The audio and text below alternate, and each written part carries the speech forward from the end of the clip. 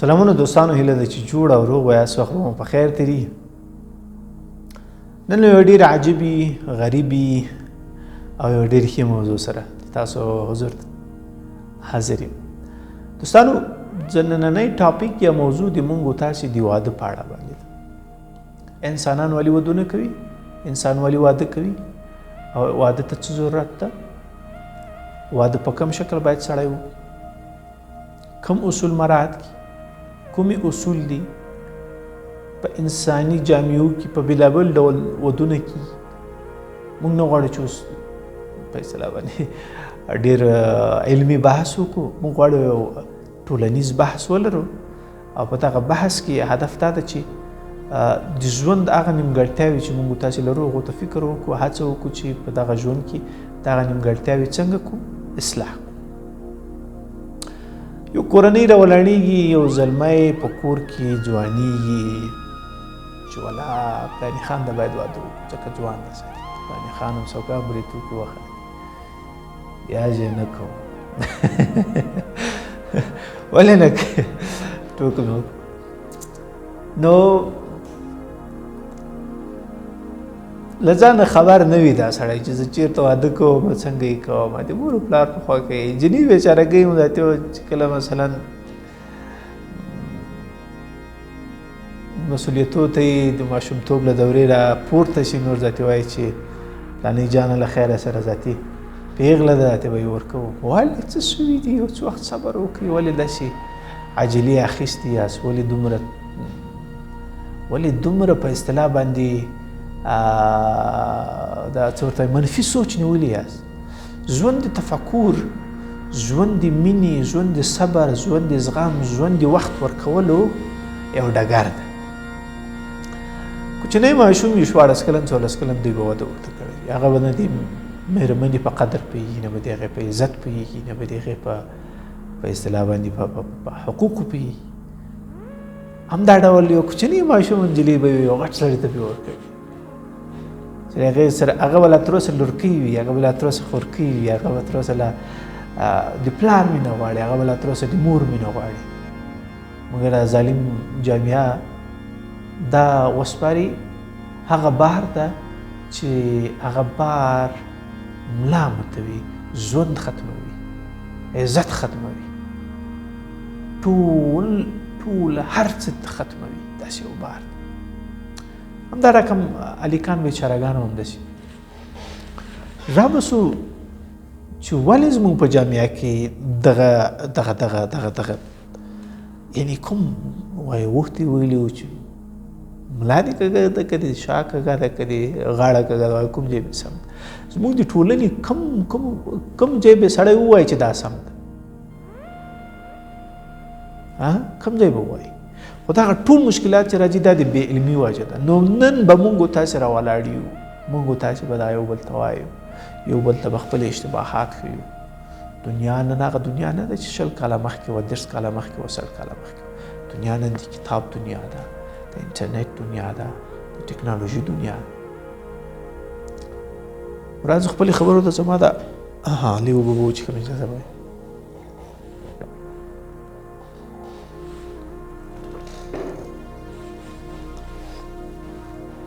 زوم دومره مولې تلې واره وي دا واده ته. زمونږ همیشه په دغه منفي طرف کې ډېر زیات فکر وي. همیشه انسانان هڅو چې غصه شي، همیشه انسانان هڅو چې بې حوصلې شي، همیشه ځان ته دا تشویق ورکوو چې زه ډېر غصناک یم، حال دا چې زه غصناک نه یم. همیشه بل ته دا تلقین ورکوو چې ته ډېر غصناک، ګوره دا پلانی ډېر غصناک دی، هغه پوه چې ولاړ دی چې زه غصناک یم، ټې غوسې. همیشه دا تلقین ورکوو مثلا خپلو اولادو ته چې بد کار درته ونه شي، خدای نخواسته، یعنې جنسیتي غریزې له لحاظ په لوی لاس خپل بچیان اولادونه دې موضوع ته تشویق کوي، حال دا چې هغه به اصلا دې په سوچ کې نه وي. صحیح ده، نن نړۍ دنیا ټکنالوژي ډېرې منفي اثرات لري او دا مونږ تاسو یو چې دغه اثرات به راکنټرولو او مخکې به ځو. که یو بچي ته، یو اولاد ته، یو لورکۍ ته، یو زویکي ته لوړ اهداف، دغه موخه، دغه ژوند ته داسې تلقین ورکړي چې ته به غټ سړی کېږي، ته به ډېر پرمختللی کېږي، ته به یو ډاکټر کېږي، یو خورکۍ ته وایي، ته یو بچي ته وایي چې ته به یو یعنې د جامعې یو غټ سړی کېږي. همیشه باید دا ورته تلقین کړي، ورته وښیي، هغه ته دا وایي چې ته غټ یې فی الحال، خو فقط لږ صبر وکړه چې نور غټ شي. موږ داسې وایو چې یاره دا غټ شوی دی، دې ته باید واده وکړو. لږ څه دا مو بې عزته نه کړي. هغه که ښځه وي که سړی وي نر وي، ډېره غټه بدبختي ده. زموږ استازي ځوانان که هغه پیغلې دي که هلکان دي، هغه په دا فکر دی چې باید زه فقط له واده نه هدف جنسي غریزې اشباع کول دي. بدبختانه متاسفانه واده ډېر یو عجیب پړاو دی د ژوند، ډېر یو مبارک پړاو دی د ژوند. صحیح ده چې جنسي غریزه رب العالمین د دې په خاطر پیدا کړې ده چې هغه کې د نسل بقا وشي، د انسانانو د نسل تداوم پیدا کړي، د انسانانو په اصطلاح باندې تکثر زیات شي.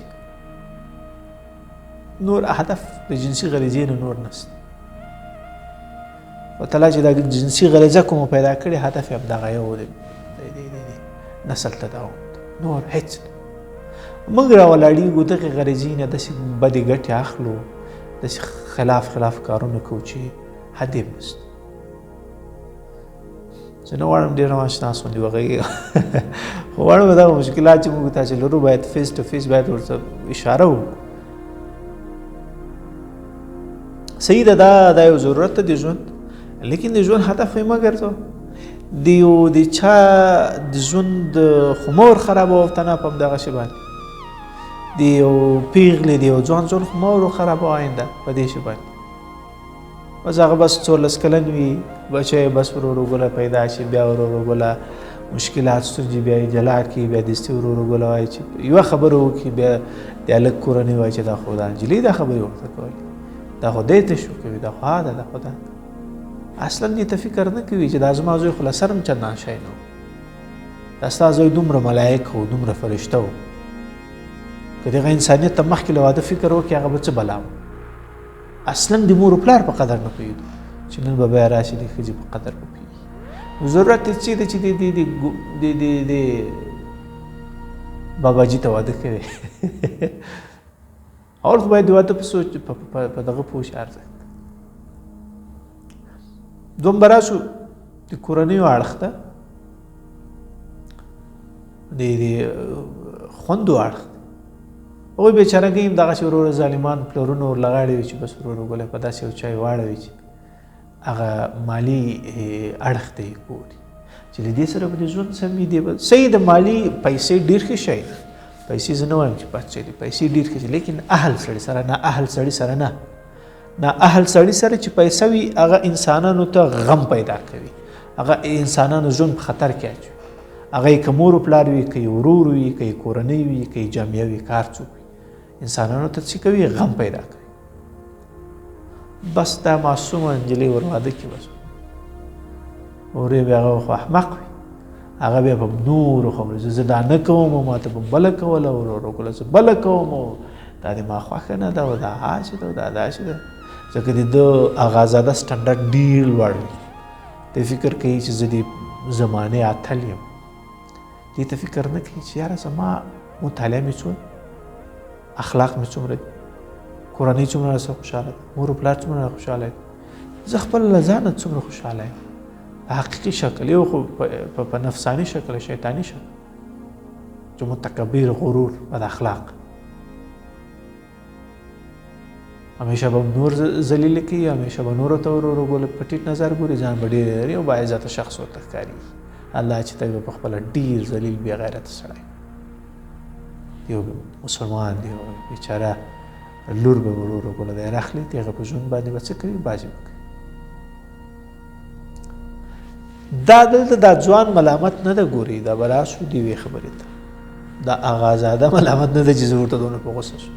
ملامت یې کورنۍ د مور پلار دی. څه شوي دي چې دومره زر تاسې اخیستي؟ که وایي چې زر مړه کېږو نو ښه، نو چې کله په ژوند باور نشته خو که په غره سته واده ورته راوړ او دا سړی مړ شو څه به کوي، یا یې ښځه مړه شو څه به کوي.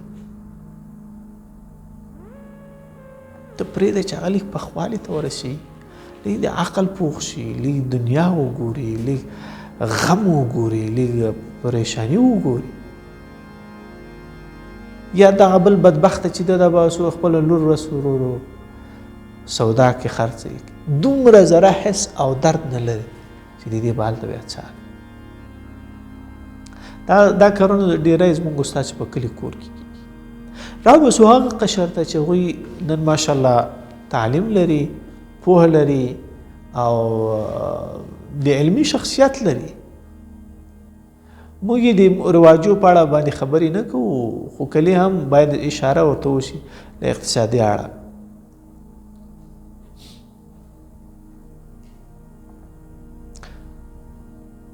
د دې ودو ته چې اوس راشي وګورئ، دوی خو د ټولنې په اصطلاح باندې هغه سترګې دي، روښانه قشر ده، تعلیم لري، زده کړې لري، هم په دیني بخش کې، هم په اصطلاح په عصري بخش کې، په هر څه کې.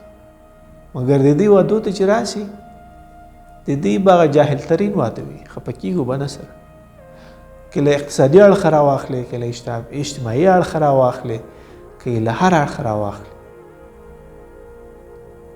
اول خو به اقتصاد بالکل نه وي پکې مراعات شوی، اول خو به پکې کرکټر د خپل ځان بیخي نه پکې مراعات شوی، کرکټر د مقابل طرف به بالکل نه پکې مراعات شوی. فقط هاش واده وکړه بس ورو خبره خلاصه چې مړ شي. زموږ داسې خلک چې زر زر ودونه کوي غواړي زر مړه شي. ژوند کم ده نه، بس انسان چې یارې دې نړۍ ته خو تله راوځي بیا یې ختمېدل نشته. د دې نړۍ به بیا بلې نړۍ ته ځي، هلته به یې خبرې به یې، غمونه به یې، مشکلات به یې، ستونزې به یې، تر مرحلې چې ته ځې جنت ته. نو ولې دې دومره اندېښنه ده چې د بیچاره یا دغه بخور کوي یا د ورورکي ته دومره زر واده کوي؟ څه خبره؟ والله بیا به زه نه یم، ارمان مې د مندې بیچارهګانې هم دا وایي چې ما ارمان د دې تا واده مې ارمان د واده ده، یا ناګانې یا پلرونه یا باباګان همدا خبرې کوي. پرېږده چې سړی لږ ساه واخلي، د دنیا وګوري، د ښځې په قدر پوه شي، که ښځې د میړه په قدر پوه شي، بد اخلاقي وي د انسانانو وګوري، بیا له نورو دا دغه واخلي، څه ورته پند واخلي چې د ما دا ویښتان خراب شي. له نورو دا پند واخلي چې په خپل ژوند کې هغه اشتباهګانې په اصطلاح باندې څه نه کړي، ونه کړي. اشتباه کېږي له هر سړي، له هر انسان اشتباه کېږي، او اشتباه مشکل نه ده.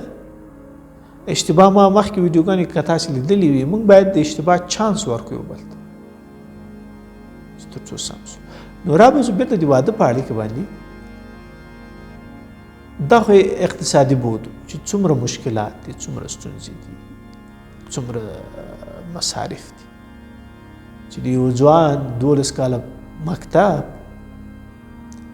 یو 4 کاله پانتون، یو 2 کاله بیکاره ګرځېده، او تقریبا 20 کاله یې وښیه، 20 کاله دی یو واده ته مصرف کوي.